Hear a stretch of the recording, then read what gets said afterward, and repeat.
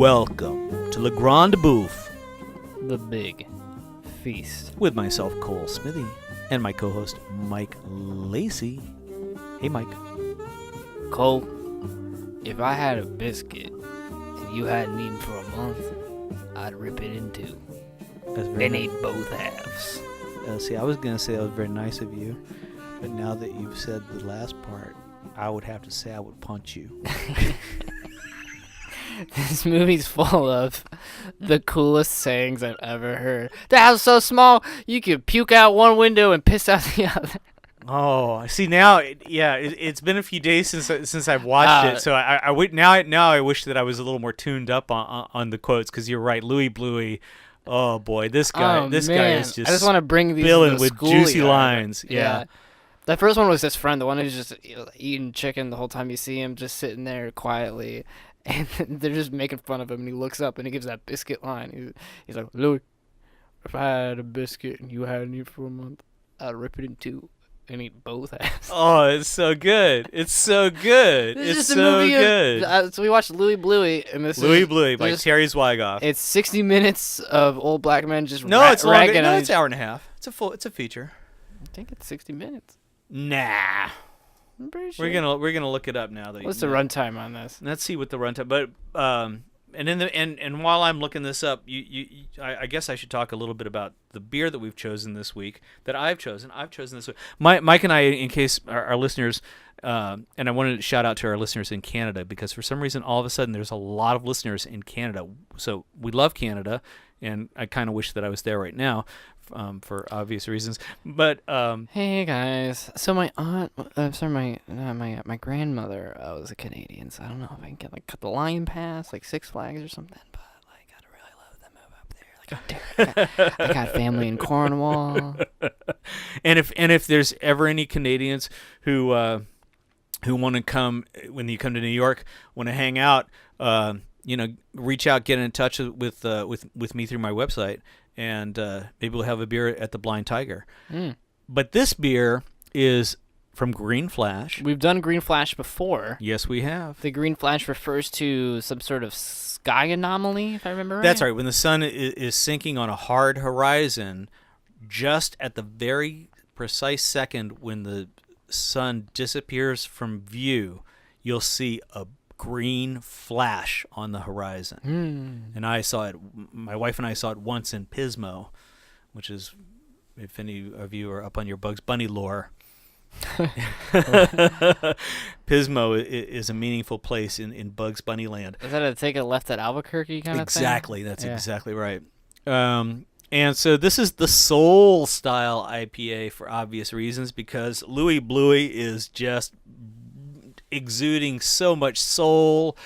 He was in, I believe, the last black string band in America. I couldn't believe the timeline of this. This is 87, and he's like, yeah, back in 32 we recorded our... I know. There's so much rich musical discovery in this movie.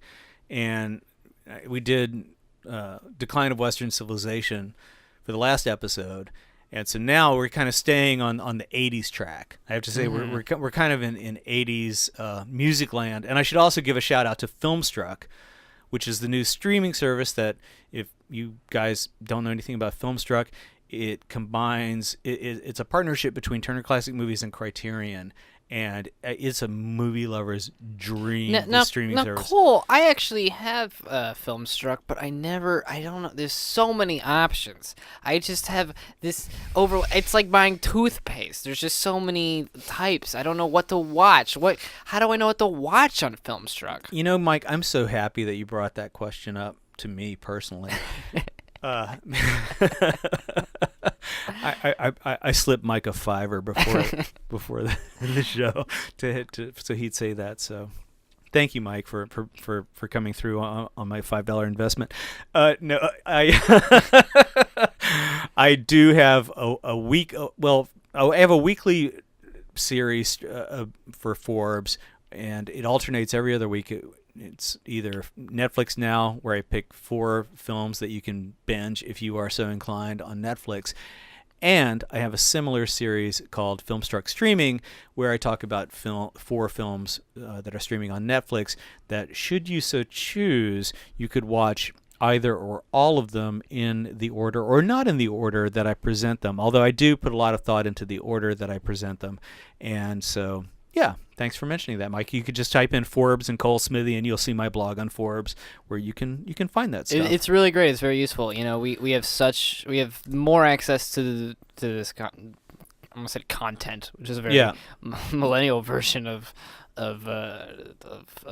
watching things. You know, it's very clinical, exactly. But yeah, we have access to art, to the most amazing things. But there is a problem. There's too much. Oh, there's too much. And the fear that I have is of just relying on, like, well, I know about this, so that's safe. Someone recommended it, or I've already seen it, so I guess I'll rewatch it. But it's really a shame, because like 9 times out of 10, when you see something that you don't know that much about, it really changes you and moves you in a big way. Right, and I told you about this movie. The way I introduced it to you was saying that it's the same filmmaker that made Crumb. And you sold me. Yeah, I had not heard of it, but Terry Zwigoff made a documentary about Robert Crumb, the cartoonist, which I probably saw it for the first time 10 years ago, and that's an amazing character study, which introduces you, similar to this one, to someone's life work, their passion, but also their personality in a big way. And I lately I've seen quite a few documentaries actually about the life's work of people. Like, for example, I saw one about the man, and I'm forgetting his name, unfortunately, but he makes all of the poster art for things like the Star Wars films. Oh, yeah. Yeah, and you get a bit of what he's about, but it's mostly just kind of cool industry stories about a little bit about his process, and kind of reigniting your passion for what he made. Zwigoff does something a bit different, which is almost gets you into the mindset and the energy of these people, so that their work is like this explosive extension of what they're about. Yeah, I was living in San Francisco at the time, and Les Blank was a big deal. It still is a big deal, even though he's passed away, of course, and his films live on. And so Les Blank and Terry Zwigoff were in the cultural conversation in the mid-'80s a lot. And, of course, Zwigoff, he graduated from that to doing feature films. And so he didn't stay in the documentary game, but part of me wishes that he has, because of films like Crumb and Louie Bluie, which I think are the only 2 documentaries that he made. What else is Zwigoff doing? What's his? Well, he went on to what's the goth movie that he made? Let's just see real quick. He did Ghost World. So I love Ghost World. That's a fun movie. Maybe we'll do that. I did not realize that was a Terry Zwigoff movie. I love that movie. It's a fantastic movie. Yeah, and then Bad Santa, which now this Terry Zwigoff? Yeah, and now there's going to be Bad Santa 2 coming out next month. Is that a TZ original? What's that? Is that a Terry Zwigoff original? Is he doing Bad Santa 2? I don't think he is, no. Yeah, I kind of hope. And he also did Art School Confidential, which is pretty good too. Yeah. Really fun movie with that appropriately mocks art school culture. Yeah, I had to give a speech at an art school recently. I was shilling for an organization Cole and I are both familiar with. Mm-hmm. And I didn't go to art school. I went to philosophy school, which is its own eye-rolling nightmare. Did you pronounce bourgeoisie? It's pronounced Nietzsche. Oh, good. Oh, right. Yeah, we both have our things. Okay, good. So you came away from that knowing how to pronounce Nietzsche, and I came away pronouncing it bourgeoisie. And not bourgeois. Like, that's lame. It's bourgeoisie. Well, I think bourgeois. Okay, now I'm about that. I think bourgeois might be the adjective and bourgeoisie might be the noun. But oh, okay. I didn't know. Well, See, I'm not sure. You go to college and you still come out with a half-assed education. Yeah, our Marx was minimal. We were trained to be neocons, but In any case, yeah, there's definitely a vibe. Which is the same. Which is another way of saying neoliberal. You know what? You're right. Right. You know, How fucked up is that, man? it's fucked up. That's so fucked up. Neocon and neoliberal are the same goddamn thing. Hey, I want my money back. You know what? It doesn't matter now. I want my fucking money back. Because if you want to be in power, you got to be a neo-Nazi at this point, Cole. That's, Evidently. where we're at. Yeah. Yeah. That's how it is. That's how America rolls. Boy. America's brand has always been crisis, and now it's just it's so clarified. Isn't that the new Sandra Bullock movie? Yeah, it was a documentary before it was a Sandra Bullock Is movie. that a phrase? Our brand is crisis? Yeah, well, it was a PR. Some third world country hired an American PR company to go down and create this. And that's their phrase? And that was their phrase, yeah. Our brand is crisis. Yep. Like, yeah. It's kind of wordy, but I get it. So we got to get back to Louie Bluie. Yeah. So Louie Bluie, when I lived in San Francisco in the mid '80s, everybody talked about you couldn't just go to a party and not hear people talking about Louie Bluie. Louie Bluie. Who's this Louie Bluie? Howard Armstrong is the musician's real name, and you get musician, artist, comedian, author, yeah. self-published. Yeah. Yeah. Yeah, can I get that book somewhere? Oh my god, it's so amazing. I know, it's too bad that no one published that book. It's like Fuck the Red Book by by Carl Jung. Like I want the history of pornography and prostitution by Louie Bluie. That looks amazing. Oh, it does look amazing. He was and also he was quite what is it when he's a calligrapher. And, absolutely. And I mean, this is one talented, gifted artist and musician. And he could burn people like nobody's business. Oh yeah. The repartee in this movie is so great. You just savor every bit of it. It really takes you into a world of musical experience that is so rare and pure.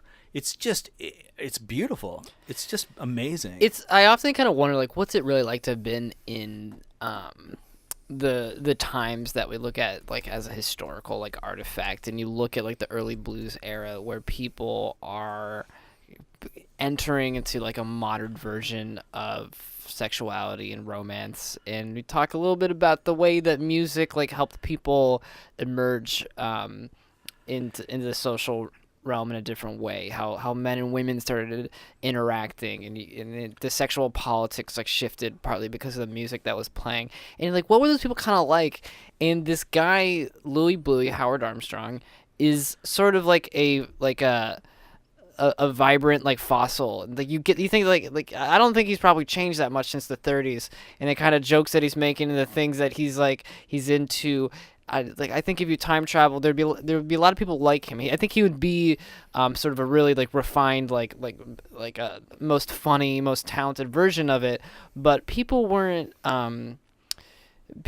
boring, and they weren't like humorless. I think they were like really vibrant. Because they always are. But when you look back and you sepia tone everything, everyone's like overly polite and staunchy. Exactly. And Louie is so irreverent, and yet there's such a sense of musical tradition and and cultural tradition and everything that he does. And it's understood, but like kind of like a spiritual like wonder to them. I think he's sort of got his own sort of magic in a way, like absolutely. Almost with like a ICK. Like he's a little like wizard. You know? Yeah, he is. He's tapped into something really interesting. Well, and this movie did get picked up by the Criterion Collection, and just to correct both of us, this movie is an hour and 15 minutes long, so it splits the difference between 90 and 60. Yeah, and which is, I'll say, not that the length of a movie is the most interesting to talk about. Yeah, that's a really interesting length of a movie.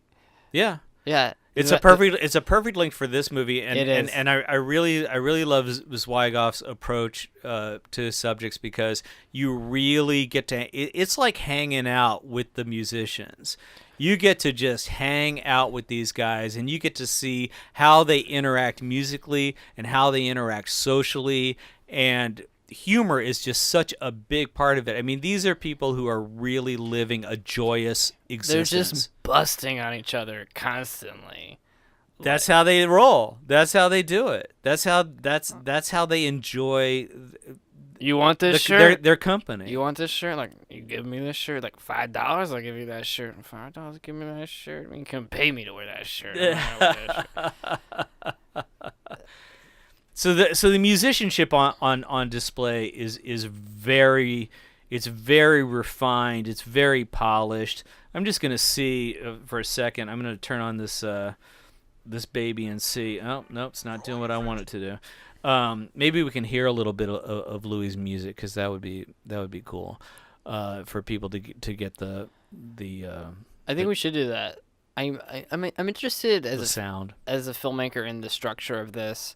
Not so much as what the structure of the final product is. Not that there's anything. I think it conveys a lot of things, and it's very watchable and flows well. But to think about what Zwigoff got content-wise. These documentaries are really tough because you don't get unlimited access to people. You get certain amount of different types of footage. You get B-roll. You get, if they're a musician like this, you get certain performances. So how do you turn this into something that's interesting? Do you go from scene to scene? Do you try to create a chronology of things happening in real time? But that's a different matter when someone's life is mostly having been lived at this point. And Zwigoff does very good work with intercutting between different interviews, not in a I don't say not in a like documentary like, and then when I was 15 I did this, when I was 16 I did that. He's taking more of like a tonal approach that is like it's very organic. It's very organic, and it's leading you through different sort of aspects of his own life. And so sometimes he's talking about these things in one quote-unquote like interview settings, but they're not actually interviews. They're him hanging out with people. And this guy, he tells stories so naturally. You don't have to have him look at the camera, and it's really like he's an ideal subject because he walks down he's walking down the street with someone that he's clearly been friends with for decades, and she's so tickled by him, and he tells this like fascinating like story that's maybe a joke, and it's like, I'm not even sure what it is. It's about a woodpecker with a big boner.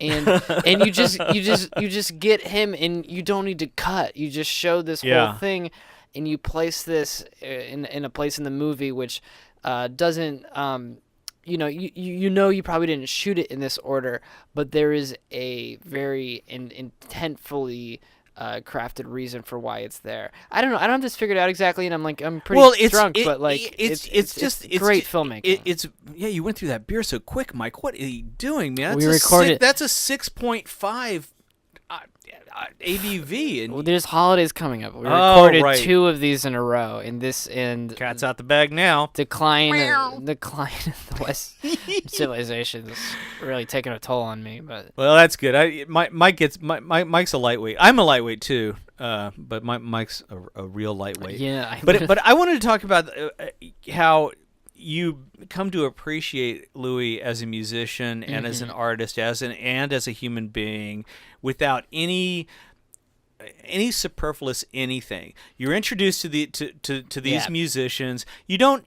This guy, he never aspired to be any kind of star or anything like that. This is somebody whose life is lived on the terrain, as Patti Smith would say. He's doing his thing. He's happy doing it. He's stylish. He certainly knows how to pick a pair of shoes. Yeah. Louie wears some badass shoes. What's not in this movie that I think a less confident filmmaker would have is a bunch of people who were like, you may not have heard of Louie Bluie, but he was the biggest and the greatest. Yeah, there's none of that editorializing. Nobody vouching for him. No context of it really. Yep. Like, you don't need it. You don't need it. All right, let's just have a little musical segue, shall we?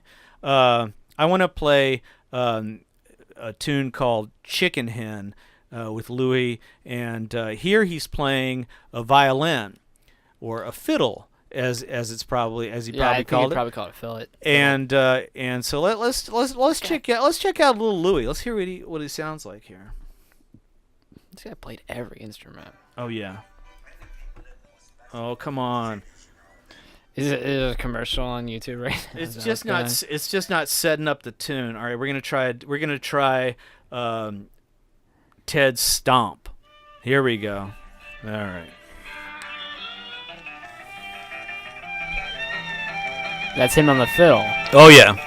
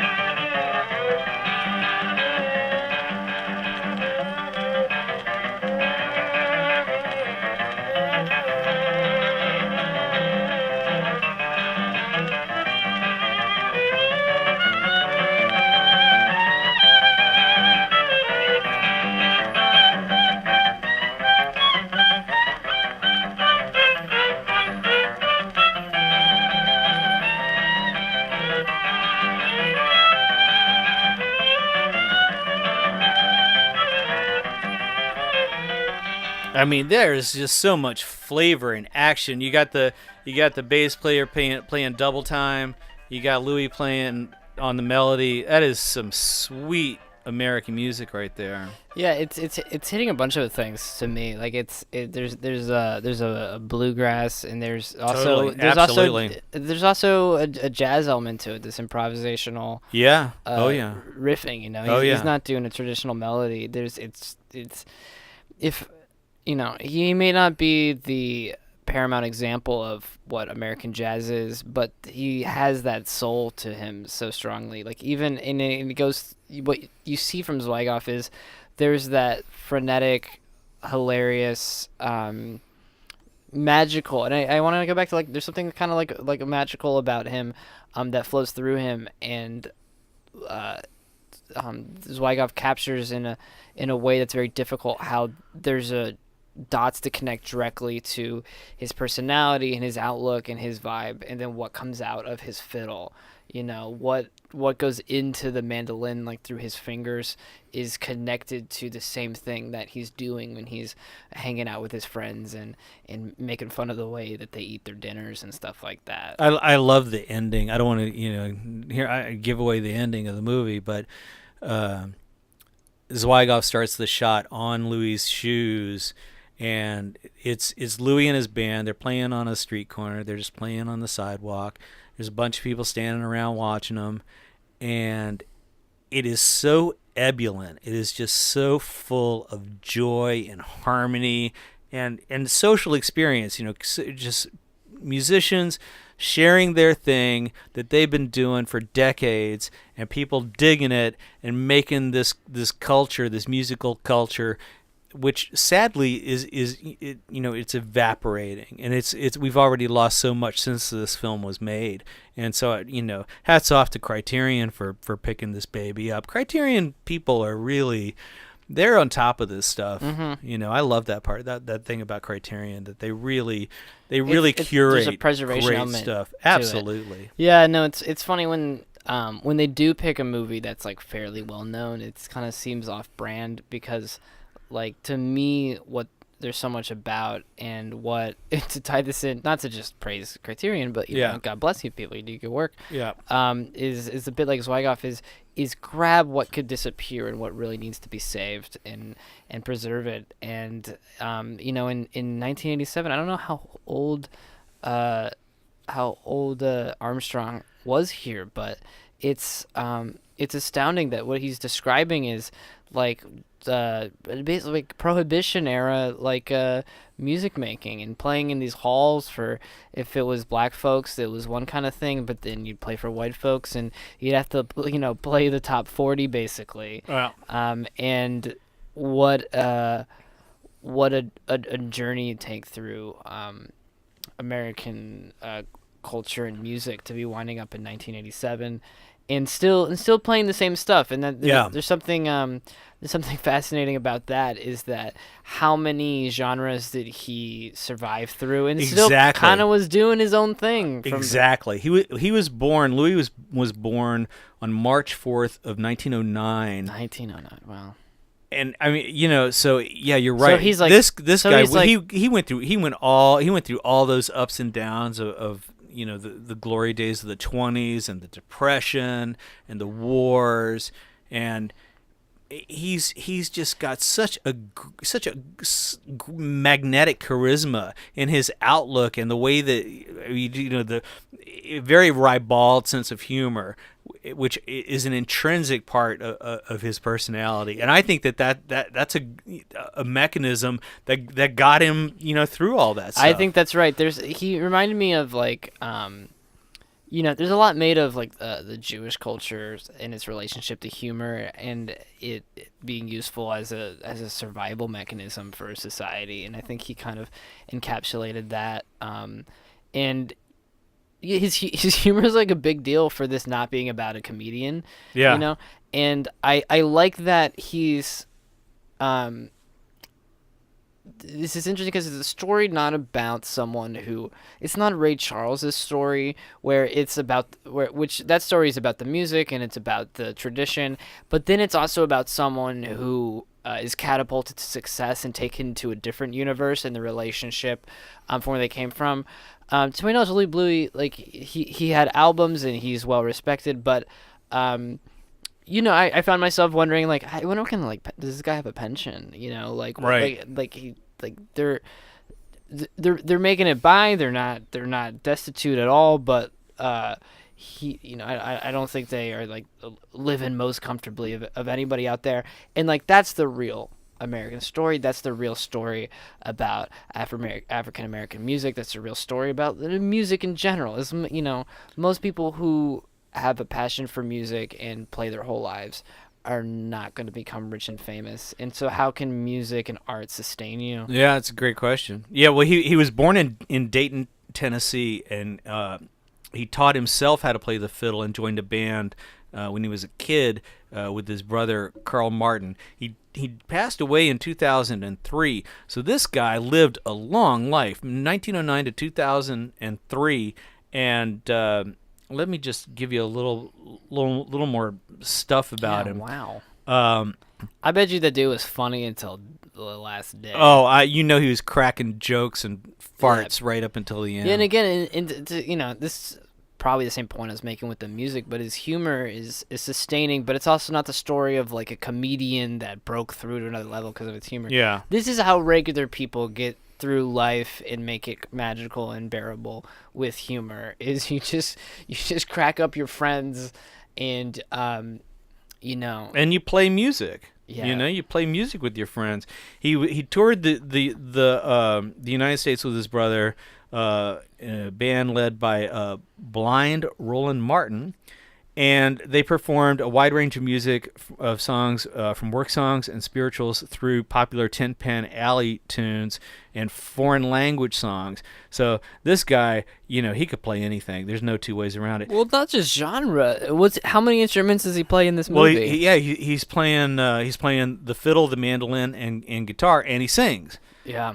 And he's, quite the raconteur. If you want the textbook definition of raconteur, Louie Bluie is it. I like him playing the mandolin behind his head. That was a first for me, because if there's two things that don't really go together typically, it's someone who's willing to play an instrument behind their head and someone who plays the mandolin. And they really found the one person where you could fit them both together. He's also the subject of another documentary called Sweet Old Song, and he continued to perform to a younger generation of musicians, and released a solo album in '95, which won a nomination for the W.C. Handy Award. That's very cool. Yeah, pretty amazing. He died in Boston at age 94 following a heart attack. So he's living in San Francisco in the 80s, but this is a guy who traversed the country many times, and eventually ended up in Boston. I want to talk about his art. It's fascinating. He kind of definitely puts himself at odds with the abstract, the sculpturing near him, and he has a very specific.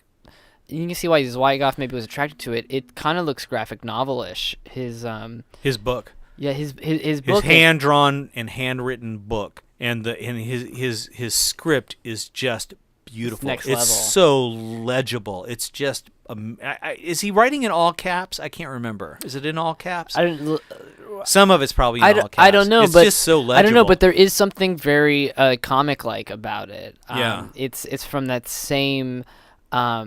It's like, it's too bad that no publishing house, like graphic novel publishing house, would publish that thing. You'd think, because that thing is just. I mean, if it still exists, if it hasn't just ended up in a trash heap. It has that element to it, which I think is what comics and graphic novels are doing. Is it's sort of like visual oral history. Yep. You know, Yep. It's not about. And he's creating his own mythology. Yes. In that book. He has 2 books. One of them is very pornographic. And what's the other one? Well, the other one is a family album, basically, isn't it? It's, it's basically a scrapbook, but he makes the bold choice of. I was thinking about this. So there's a lot of like family photos, and he's like cutting people's like heads out of it and stuff like that. And I just realized it's like that's a very different view of like photographs and like documentation like that, because. It's like, fuck this stuff in the background. Like, we took this photo to get a picture of Cousin Jimmy. This isn't about some well-composed thing where, he's in there's a shallow depth of field and there's a cornfield in the back. No, fucking, like, I want a book with the faces of the people I love. Oh, yeah. And it's very immediate, and I think it kind of, like, is striking out about something about his mentality. He had that connection to community and to the place that he grew up in. Every year there's a Louie Bluie festival that happens at Cove Lake State Park near his hometown of La Follette, Tennessee. It's I believe it's Lafayette. The pronunciation wise, my friend. Oh, is that right? Lafayette. I'm getting it wrong. I'm gonna apologize. La Follette. I think it's Lafayette. I don't think so. It's not really. I don't think so. Tennessee. Look at the word. What's the street in Soho? How do you say that street in Soho? Houston. Yeah. How do you spell that? Okay, maybe you're right. I don't know. I just don't know. If you're sure about that, we'll take your word for it. Well, I'm not sure about it. I just know it's pronounced weird. I think it's Lafayette. In Tennessee. Okay. Yeah. All right. Louisiana or Tennessee? Tennessee. Oh, well, I don't. That's a whole other thing. Okay, never mind. I take my apologies back. Okay. All right. So anyway, it's probably Lafayette. I think it's La Follette. Oh, wait. Where's it at? La Follette, Tennessee. Oh my god, that's insane. Yeah, La Follette. La Follette. Weird. Oh, yeah, it's got nothing to do with Lafayette. No. So they celebrate his music and legacy every year in La Follette, Tennessee. Does that mean? I think that means. Drink some more beer, Mike. Yeah, I think so. I'm gonna guess La Follette means the little bird. I like it. Sounds good to me. Let me unpack that for you guys. So La Cage aux Folles means the bird cage. This is la, which is an article for the, and et means small. So I think it means the little. See, bird. this is why drinking beer is such an integral part of this podcast. And I'm not naming any names, Armand White, but you got to drink the beer. You got to drink the beer on the podcast on La Grande Bouffe. The beer. It's what it's all about. The beer is the meat of La Grande Bouffe. The beer is the meat of La Grande Bouffe. Yeah. Where's that T-shirt? I don't know. Maybe one of our listeners will We'll come up with a graphic design that we could make T-shirts out of. Please do. So if any of our listeners are graphically gifted, we would love to have some kind of graphic of beer is the meat of Le Grande Bouffe. You don't need to be Louie Bluie level calligrapher. I'm gonna say cartographer. Gravedigger. I bet he could draw a mean ass map though, Louie Bluie. I think I would trust that guy with a pen to represent just about anything. Do you think there's something kind of androgynous about Louie Bluie? I think he has elements to him that I could see that. Yeah, like something about this collecting of like the family history. There's something matronly about that. I agree. Of holding this he's both an alpha male and like this mother hen. He's very distinguished. I mean, he really the way he holds himself, the way he walks, the way he plays his instruments. He's very distinguished. Does he talk about his love life much? I don't remember. I don't think so. I wonder if he's gay. Who knows? I don't know. Maybe he's bi. Yeah, that'd be cool. Who knows? Who knows? I don't know. Yeah. I know that anytime. You know what he might be? What's that? Asexual. No, there's that too. There's another one. We yeah. forget about that. That's true. That's true. The thing is, it's not LGBTQA because I've looked into this. They're just not that into hanging out and being part of a thing. Yeah. It's not as. There's choices. There's many choices. A lot of choices out there, people. There's mandolin. That's right. There's guitar. There's violin. There's violin and fiddle. And fiddle. Which is the same thing, kind of. And hibiscus. No, it goes in the beer.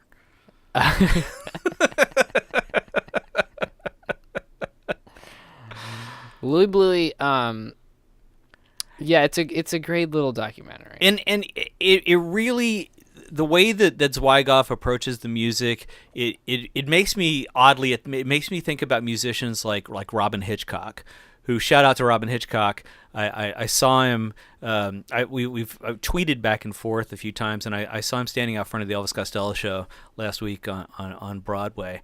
But the way that Hitchcock crafts his songs, if anyone's familiar with Robyn Hitchcock songs, they're very quirky.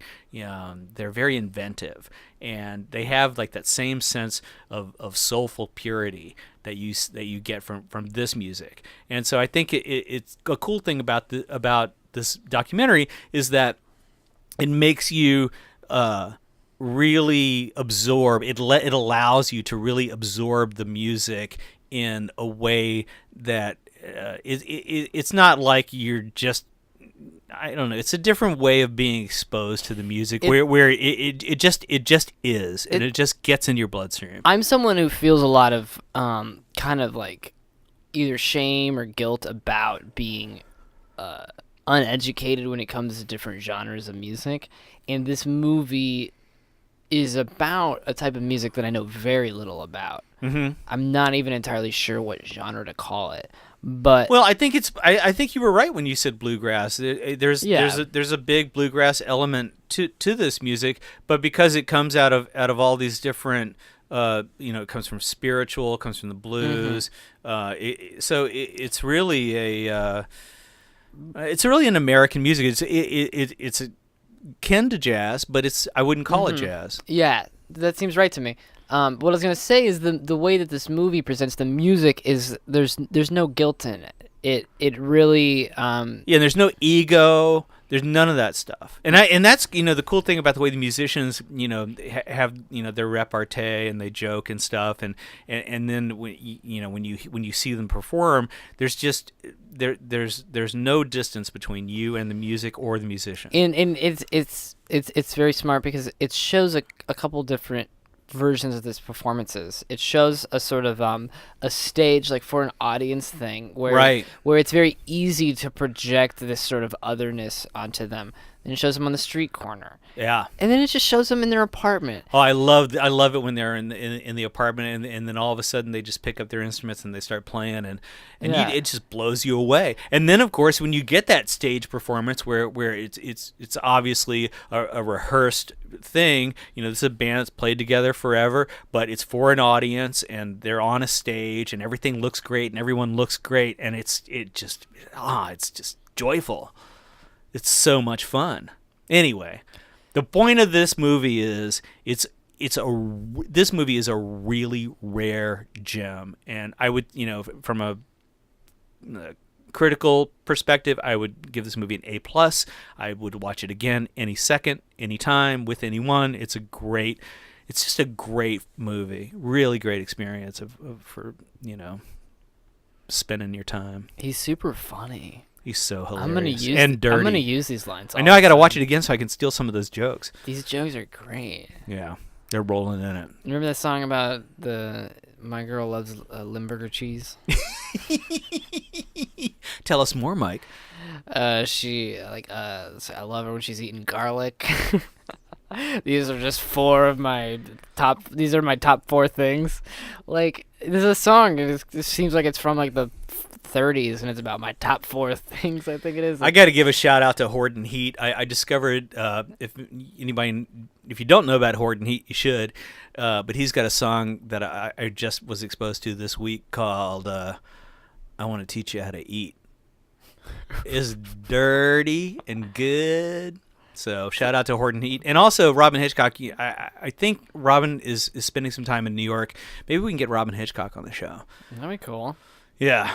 If anyone has any ideas about who dream people that they'd like to get on the show, I'd just give you guys a little bait that in the upcoming, not too distant future, we're trying to line up Ted Rall to come on. He's an amazing cartoonist. He is an amazing cartoonist and author. Joe Carnahan, writer-director Joe Carnahan. Get out. That's right. Yep. The Gray, Blood, Guts, Bullets, and Octane, and not to mention Narc. If any of you haven't seen Narc, get thee to Narc and watch that movie. It is so damn good you can't believe it. So we got Ted Rall, Joe Carnahan, and who knows, maybe Robyn Hitchcock. Yeah. Guys, hook us up. Robyn Hitchcock, where you at? Come on. Tweet at that guy. And maybe Tom Green, too. Let's get, yeah. We're trying to get more fun people on the show, guys, so keep listening and tell all your friends. We got a feeler to Tom Green. Let's tickle that. Let's make that happen. Yeah. So thank you all for listening in Kuwait and the UK and Canada and San Diego. And Reston, Virginia.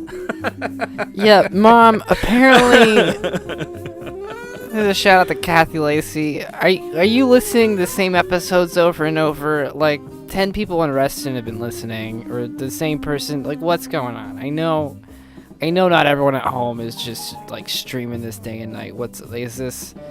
Is your phone malfunctioning? Just All right, Mike, drink some more beer. Thanks everybody for listening. Remember to turn your cell phones off when you're walking, driving, or watching a movie.